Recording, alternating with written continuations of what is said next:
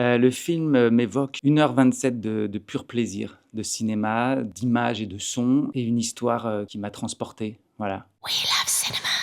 Pour moi, ce personnage, c'est un héros de mon enfance, donc un héros des années, 70-80, mais visité par le regard qu'on a aujourd'hui sur les James Bond, sur les films, les Rambo et des choses comme ça. Donc il y a un endroit où c'est vraiment le héros de mon enfance, mais avec ses parties, très, très sombres et puis la question de savoir est-ce qu'il défendait le bien ou le mal. Ce qui était intéressant et passionnant, c'était, le fait de le faire avec Hélène et Bruno qui ont un univers tellement singulier que ils savent, réutiliser les codes, les magnifier, les transformer. J'ai vraiment dès le début des premiers essais, il y avait en moi cette dualité de devoir incarner une sorte hyper virilité, de grande puissance, grande force et à l'intérieur, il y avait un gamin de 12 ans qui faisait: «Regarde, regarde, tu joues James Bond, regarde, tu tiens un flingue, regarde, tu fais une cascade». C'était, très amusant et puis il y a cette importance que, Hélène et Bruno ne voulaient pas faire un personnage de second degré, comme on pourrait le faire. Ils voulaient vraiment du premier degré, donc il fallait, ce qui est parfois compliqué pour un acteur francophone, comme les images qu'on a de ces personnages sont anglophones,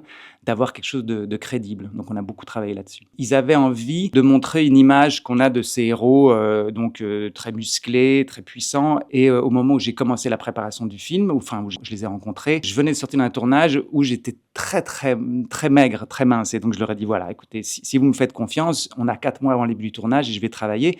Et je pense que cette préparation, non seulement c'était pour coller à une image qui se faisait du personnage, pour aussi interpréter Fabio Testi jeune, qui est un acteur, même si maintenant il a un certain âge, mais il a une carrure énorme, il est très très bien bâti, on est sur des physiques imposants. Et donc pour moi, c'était une préparation physique, mais surtout une préparation mentale. Je me suis rendu compte que, et je me doutais que ça allait arriver, au fur et à mesure que je prenais en poids, en taille, il y avait quelque chose qui se transformait dans ma façon d'être au monde. Et cette idée, ce personnage qui voulait créer sur un homme qui veut posséder les choses, qui a un rapport aux choses de possession et de destruction. C'est ce corps qui se transformait qui m'a permis, moi, de me donner cette confiance-là pour interpréter ça. Hélène et Bruno tournent de façon très, très morcelée. Je n'ai jamais connu ça ailleurs. Il y a plus de 2000 plans dans le film et les plans sont tournés aussi bien sur la Côte d'Azur qu'en Italie, au Luxembourg ou bien ici en Belgique. C'est des fragments de jeu, il faut leur faire confiance pour remettre tout ça dans l'ordre après au montage. C'est un saut dans le vide avec leur confiance. C'est eux qui m'emmènent l'imaginaire parce qu'il y a le fait de tenir un pistolet, faire une cascade, des choses comme ça, mais on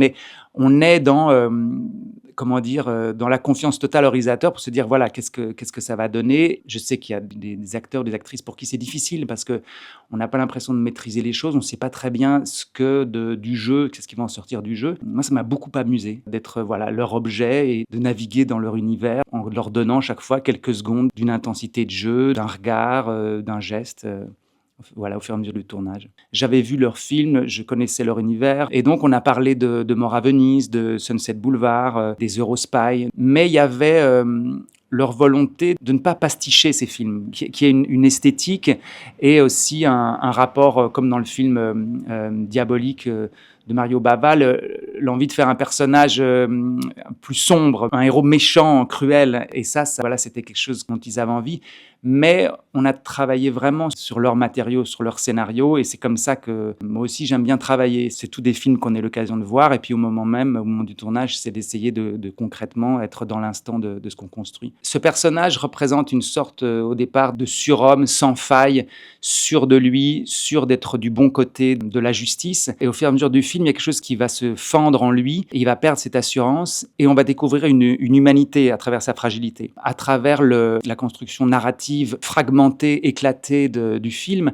J'avais l'envie, le désir, le défi était qu'on perçoive une humanité chez cet homme rock, puissant et monolithique, de voir sa part d'humanité. C'était ça le plus grand défi pour moi, surtout dans cette façon de tourner extrêmement morcelée, où il s'agit de tourner sur des plans extrêmement courts. Moi, ça m'a demandé une grande, grande confiance. C'est vraiment eux qui ont fait, dans leur travail de direction d'acteur, et puis dans le montage, qui ont permis de faire en sorte que ce personnage ait ce trajet. C'était passionnant.